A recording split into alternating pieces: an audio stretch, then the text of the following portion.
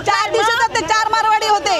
त्यांनी एवढं मीरा रोडला जी मारामारी झाली होती त्यापासून हा वाद चालू झालाय, तर तुम्हाला काय वाटतं असं सक्ती करून असं मारामारी करून मराठीचं मान वेळ केलेली नाहीये। आम्ही काय म्हटलं, येत नसेल तर तुम्ही शिका, शिकल्याशिवाय येणार आहे का? तुम्ही अपमान करू नका। आमच्या मराठीचा खूप अपमान केला जातो, आमच्या महाराजांचा, आमच्या मराठी भाषेचा अपमान केला जातो, तो आम्ही कदापि सहन करून घेणार नाही। असं मारामारी करणे कितपत योग्य आहे? मारामारी कधी केली? मराठी माणसाची जेव्हा सहनशीलता संपते तेव्हा मारामारी होते। मराठी आपल्यानी काय उत्तरं दिली ते तुम्ही दाखवली का? तुम्ही फक्त मारामारी दाखवली, त्यांनी 4 चाटे मारले ते दाखवले, पण तो ज्या गुरमीत बोलत होता, जो काय बोलत होता ते तुम्ही दाखवलं का?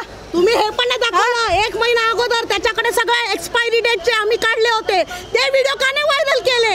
अरे मराठी माणसाला तुम्ही एवढं काही करता?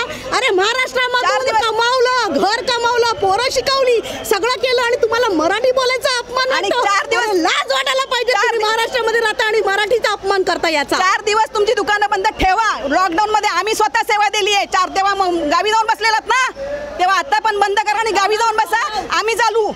आमच्यात हिंमत आहे तेवढी, कारण लॉकडाऊन मध्ये आम्ही लोकांना सेवा दिली आहे, तुमच्यासारखे पैसे घेऊन नाही। हे हा सगळं वाद त्रिभाषा सूत्र मुळे चालू झाले, पण आता हायजॅक झालंय, तुम्हाला नाही वाटतं? काय नाही हायजॅक, आम्ही करूच देणार नाही तर हायजॅक त्यांना, ते कोण हायजॅक करणार आहे? मराठी माणूस उठत नाही तो, पण आजपर्यंत आम्ही समजून घेतलं होतं त्यांना, जाऊ देत, येतात, त्यांच्याकडे काय कामधंदे नाही, त्यांच्या आमदारांनी खासदारांनी तिकडे काय केलं नाही म्हणून आम्ही चला जाऊ देत, त्यांना पोटं भरू देत। पोटं भरण्यासाठी त्यांना ओसरी दिली, आता ते पाय पसरायला लागले, पण तसं होऊ देणार नाही आम्ही मराठी आहोत आणि मराठीच राहणार व्यवस्थित।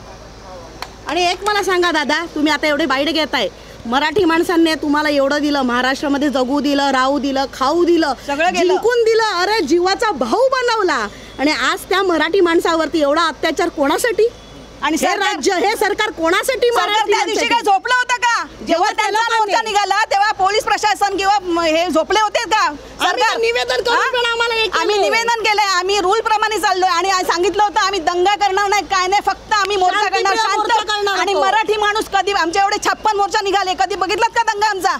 मराठी माणसाने कधी दंगा केलेला? मग आम्ही शांततेमध्ये काढत होतो मोर्चा, तर तुम्ही का आमचा अडवला मोर्चा? पोलीस बोलत होती परवानगी नाही इकडे, कारण मारामारी झाली होती। नाही, आम्ही 4 तारखेला लेटर दिलंय, 4 तारखेपासून आज लेटर त्यांनी शांतपणे घेतलं असतं, आम्ही शांतपणेच जाणार होतो। आता हे अशांती कोणी निर्माण केली? अशांती कोणी निर्माण केली?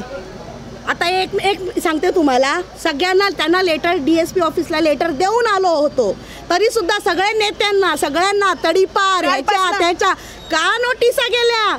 जे आमच्यासाठी एकजूट मराठी माणसं येतात त्यांच्यासाठी का नोटीस गेलेत? काही लोक बोलत आहेत की निवडणूक आलेत त्यामुळे मराठीचा प्रश्न आता उठवला गेला। पण त्यांचा असेल प्रश्न, कोणाचा असेल तो, आम्ही मराठी म्हणून आहोत आणि मराठीसाठी लढणार आहोत। ज्यांना राजकारण करायचंय त्यांना राजकारण तिकडे करू देत, आम्ही राजकारणासाठी इथे लावून नाहीत, आम्ही आमच्या मराठी भाषेसाठी आलो। जय मराठी, मराठी बोला, तुम्ही मराठी बोला। आमच्या आमदारांनी, दोन्ही आमदारांनी हे स्टेटमेंट द्यायला हवं होतं का आम्ही मराठी माणसांसोबत आहोत, आम्ही मराठी भाषेबरोबर आहोत, आम्ही कोणाच्या विरोधात हा मोर्चामध्ये मी सामील नाही झाली, कारण माझं काही संघटना नाही, काही नाही, पण मी एक मराठी मुलगी आहे, मी शिवरायांची मुलगी आहे, महाराष्ट्राची मी मुलगी आहे, आणि मी याच्यासाठी रस्त्यावर उतरल्याबरोबर मला जर पोलिसांनी अटक केली तर कशासाठी केली, आणि तिकडे जाऊन नेलक करून काय केलं काय? मी आमदारांशी बोलते, मी अधिकाऱ्यांशी बोलते, हे सगळे पोलीस जे आज युनिफॉर्म घालत आहेत त्या दिवशी कुठे होते जेव्हा गुजराती, मारवाडी, व्यापारी संघ हे लोक जेव्हा रस्त्यावर उतरले आणि एवढा मोठा त्या लोकांनी रॅली काढलं, तेव्हा हे सगळे आमचे अधिकारी झोपले होते का? पोलीस अधिकारी झोपले होते का? हा माझा प्रश्न आहे। आज मराठी माणूस मराठी हक्कासाठी जेव्हा रस्त्यावर उतरलेला आहे तेव्हा तुम्ही मराठी माणसांच्या विरोधात उभे राहतात, हे चांगलं वाटतं का? लोकांना अरेस्ट करणं हे शोभतं का? हा मोर्चा एकदम व्यवस्थित झाला असता, पण हा कशाला गोंधळ झाला? कारण ह्या जेव्हा पोलिसांनी विरोध दाखवला तेव्हा हा गोंधळ झाला। इकडे कुठे ना कुठे मला वाटतं पोलिसांची चूक झाली आहे, हा मोर्चा शांततेत झाला असता, एकदम प्रेमात झाला असता। मराठी बोलायला आग्रह करताना लोकांना मारतायत, ते कितपत योग्य आहे? चुकीचं आहे। मराठी बोलायला आपण कोणालाही जबरदस्ती करू शकत नाही, पण जो व्यक्ती मराठी माणूस त्याच्याशी बोलतोय, तर महाराष्ट्रामध्ये आहोत, आम्ही गुजरातला जातो तर केम छो भाई म्हणतो, केम छो म्हणतो, तर इकडे तुम्हाला मराठीत एक शब्द, मराठी नमस्कार मॅडम, नमस्कार ताई म्हणा, बोला, आम्हाला मराठी येत नाही, पण चलो मेरे को मराठी नहीं आती है मगर मैं कोशिश करता हूँ बोलने की। काय होतंय तेवढं बोलायला? सगळे व्यापारी असं बोलतात हमको मराठी नहीं चाहिए। क्यों नहीं चाहिए मराठी? क्यों नहीं चाहिए? महाराष्ट्र में हो और मराठी नहीं चाहिए तुमको? हे कुठेच हे मी सांगते, जे वरती पदावर बसले आहेत कुठे ना चुकत आहेत. आज बीजेपीमध्ये मराठी नाही आहेत का आपले? का रस्त्यावर नाही आहेत त्या? जे आज रुलिंग गव्हर्नमेंटमध्ये 3 महाराष्ट्र राज्याचे गृहमंत्री मुख्यमंत्री जबाबदार आहेत. मी 100% म्हणते आज हे मीरा भाईंदरचं आहे आणि मीरा भाईंदरमध्ये जे आज घडत आहे ते पूर्ण महाराष्ट्रात घडेल. कारण आज मराठी माणूस, मी हे नाही बोलणार का सुरक्षित नाही, हे चुकीचं स्टेटमेंट आहे, पण आमची मराठी भाषा आज कुठेतरी हरवली जात आहे.